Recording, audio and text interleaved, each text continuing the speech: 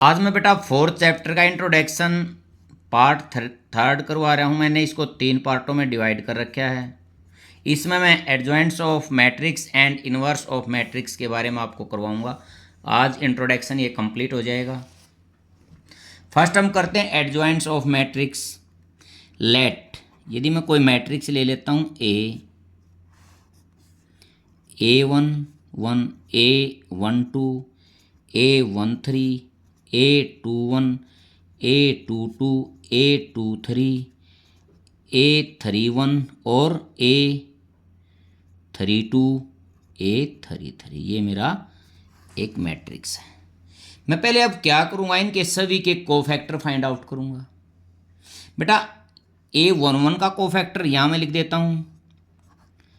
Cofactor of A11 is, ये हो गया।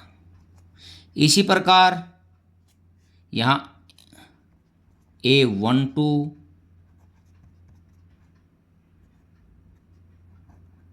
बड़ा A, cofactor of A13 is A13,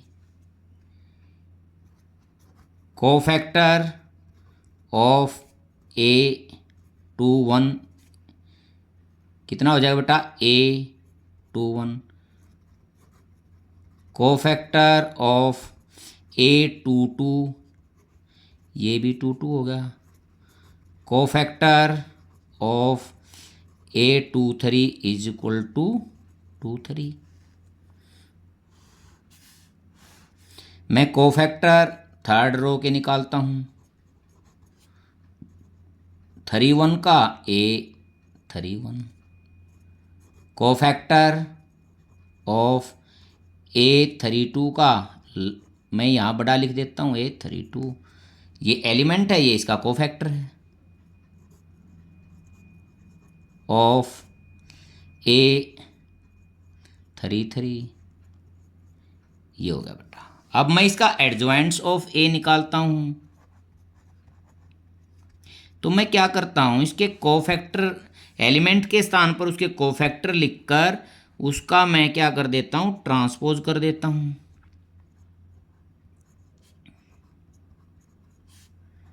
A21, 22, A23, A31, 32 और A33, और इसका ट्रांसपोज कर देते हैं। ये इसका क्या आएगा, एडजॉइंट्स of A11, A12, A13, A21, 22, 23, A31, 32 और 33, ये मेरा एडजॉइंट्स ऑफ A हमारा यहाँ से मेरे को मिल गया। इस प्रकार मैं adjoints of A find out करूँगा। आगे मैं देखता हूँ बेटा इनवर्स ऑफ A।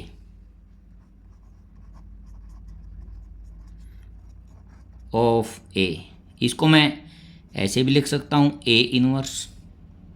ये 1 बाय डिटर्मिनेंट्स ऑफ A और एडजॉइंट्स ऑफ A, ठीक है।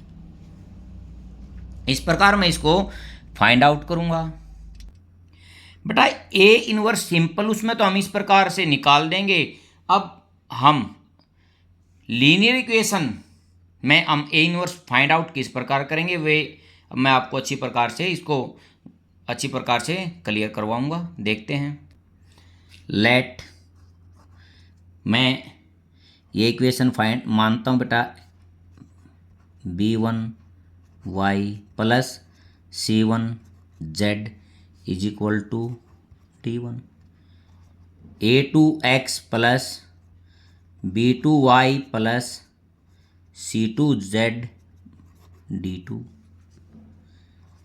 A3x plus B3y plus C3z is equal to D3, ठीक है बेटा। अब देखो, लेट मैं यहाँ A लेता हूँ, A1, A2, A3, B1, B2, B3, C1, C2 और C3, ये तो मैंने ए ले ली। और इसको बड़ा एक्स में ले लेता हूँ, एक्स, वाई और जेड, ठीक है। और इसको मैं बी मान ले लेता हूँ, D1, D2 और D3, ठीक है बेटा। तो इस प्रकार से यदि ये मेरे को क्या मिल गया, A x is equal to B. देखो ए की और एक्स की मल्टीप्लीकेशन करता हूं तो ये बनती है, किसके इक्वल आ रहा है, बी के इक्वल आ रहा है। तो यहां से यदि मेरे को एक्स की वैल्यू फाइंड आउट करनी है तो क्या होगा बेटा, ए इनवर्स इनटू बी, ठीक है।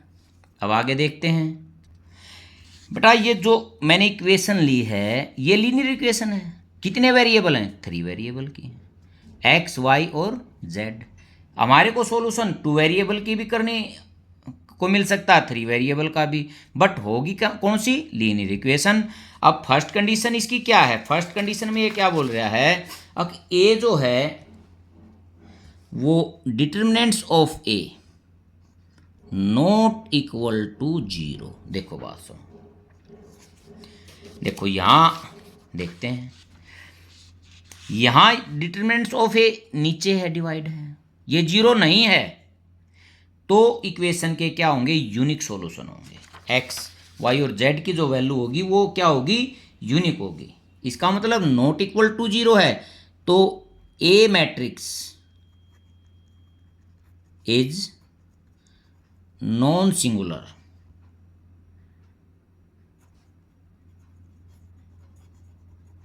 ठीक है बेटा। ये क्या है, नॉन सिंगुलर है, तो यहां जो सॉल्यूशन होंगे क्या होंगे, यूनिक सॉल्यूशन। यूनिक सॉल्यूशन होंगे, एक्स, वाई, जेड की जो वैल्यू आएंगी वो क्या होंगी, यूनिक होंगी, एक वैल्यू होगी। देखो बेटा, हम 10th क्लास में भी हमने पढ़ा था, हमने वहां क्या पढ़ा था, A1/A2 not equal to B1/B2। ये इस कंडीशन को भी साथ साथ सेटिस्फाई करेगा। यहां 3 के हैं, यदि 2 का होगा कोई तो हम इसमें करके देखेंगे, तो ये इस कंडीशन को बिल्कुल सेटिस्फाई करेगा। आगे मैं देखता हूं सेकंड कंडीशन हमारी क्या आती है बेटा, ए सेकंड में determinants of A is equal to 0। Determinants of A जब 0 हो जाता है तो फिर मैं क्या करूंगा, मैं एडजॉइंट्स ऑफ ए और बी की मल्टीप्लीकेशन करूंगा, ए इंटू बी, इसमें फर्स्ट पार्ट है ये। यदि ये 0 के इक्वल नहीं है इन दोनों की मल्टीप्लीकेशन, तो यहां से मैं लिखता हूं नॉट इक्वल टू 0, तो यहां मैं लिख दूंगा नो सॉल्यूशन, ठीक है बेटा। नो सॉल्यूशन का मतलब है इनकॉन्सिस्टेंट।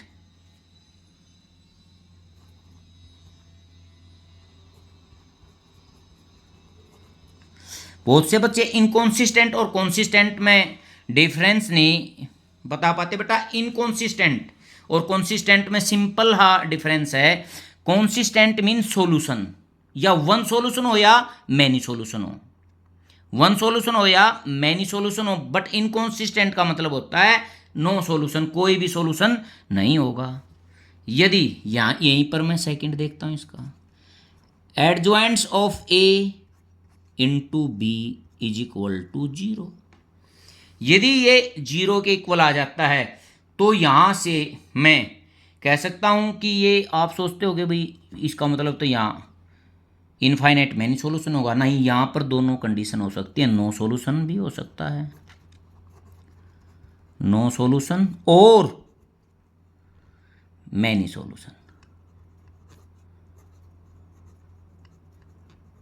ये दोनों कंडीशन हो सकती हैं बेटा। इससे आगे हमारे सिलेबस में नहीं है, पर मैं आपको ये यहाँ क्लियर करूँगा ये किस प्रकार क्या होगा। देखते बेटा, मैं एक ग्राफ से आपको ये समझाऊंगा। इक्वेशन मैं लेता हूँ, 2 टाइप की इक्वेशन लेता हूँ यहाँ पर। फर्स्ट हेट्रोजीनियस,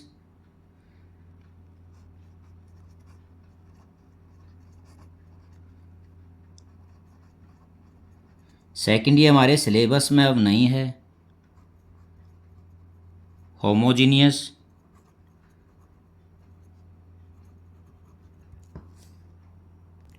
पहले यहाँ मैं determinants of A find out करता हूँ, ये लीनियर इक्वेशन ही है। तो डिटरमिनेंट्स ऑफ ए के भी यहाँ टू पार्ट्स हो जाएंगे।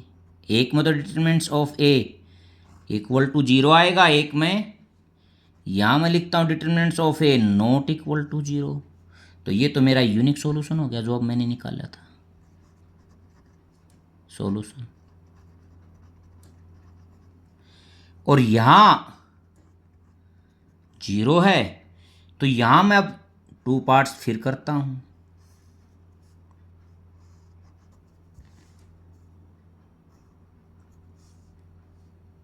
एडजॉइंट्स of A into B is equal to, एक में तो not equal to 0, not equal to 0 में नो सॉल्यूशन है बेटा, और इक्वल टू 0 में मैनी सॉल्यूशन है।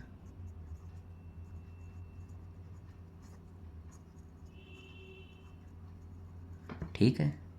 अब ये थर्ड जो कंडीशन थी, मैं यहां बोल रहा था कोई भी हो सकता है। इसका मतलब यदि देखो बेटा, यदि हाइड्रोजीनियस है तो यहां क्या होंगे, मैनी सॉल्यूशन होंगे। यदि ये इक्वेशन होमोजीनियस है तो क्या होगा, नो सॉल्यूशन होगा। अब मैं आपको बताऊंगा होमोजीनियस कौन से होते हैं, वो थोड़ा सा एक बार होमोजीनियस की तरफ भी चलते हैं पहले।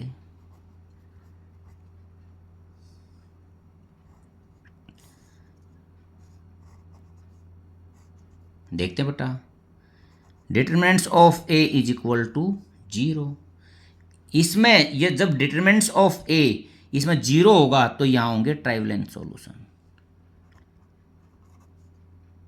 मीन तीनों सॉल्यूशन इक्वल होंगे, एक्स वाई जेड तीनों 0 के इक्वल होंगे। यहां मैं x इज इक्वल टू 0 और y इज इक्वल टू 0 और z इज इक्वल टू 0। और जब determinants of A not equal to 0 होगा तो यहां नॉन ट्राइवलेंट सॉल्यूशन।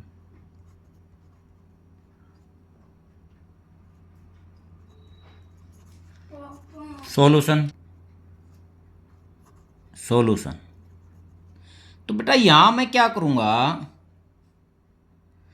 तो यहां मैं पुट करूंगा y या x को k ले लेता हूं, तो x और z के जो सॉल्यूशन होंगे वो किसकी फॉर्म होंगे, इन फॉर्म ऑफ k की फॉर्म में यहां सॉल्यूशन इसके आएंगे। अब बेटा देखते हैं, मैंने हाइड्रोजीनियस और होमोजीनियस दोनों का ग्राफ मैंने यहाँ बना दिया है। हम हाइड्रोजीनियस के बारे में पढ़ रहे हैं, होमोजीनियस के बारे में अब हमारे सिलेबस में ये नहीं है। सिर्फ हमारे को यहाँ इतना पढ़ना है कि ये 0 के इक्वल है, तो ये नो सॉल्यूशन भी हो सकता है और मैनी सॉल्यूशन भी हो सकता है। मैं हाइड्रोजीनियस इक्वेशन के बारे में आपको थोड़ा सा बता देता हूँ। देखो 2x plus 4y is equal to 0, 3x plus 7y is equal to 0। जहाँ इक्वल टू 0 होती है बेटा ये कौन सी हैं, होमोजीनियस वाली हैं। ठीक है। और जो हम यहाँ निकाल रहे हैं ये कौन सी हैं, हाइड्रोजीनियस हैं। ठीक, तो मेरे को इसमें यही बताना था बेटा, यदि डिटरमिनेंट्स ऑफ ए 0 के इक्वल नहीं है तो ये नॉन सिंगुलर है, यूनिक सॉल्यूशन होंगे। जब ये 0 के इक्वल होता है तो यहाँ दो कंडीशन आ जाएंगी, adjoints of A into B not equal to 0, no solution. और यदि 0 के इक्वल है तो यहाँ दो तरह के सॉल्यूशन हो सकते हैं, नो सॉल्यूशन भी और मैनी सॉल्यूशन भी। वो किस पे डिपेंड करेंगे, हाइड्रोजीनियस और होमोजीनियस पे इसको डिपेंड करेंगे। बेटा आपको ये समझ में आ गया होगा। यदि आपको अच्छी तरह समझ में आ गया हो तो वीडियो को लाइक करना और चैनल को सब्सक्राइब करना। Thank you.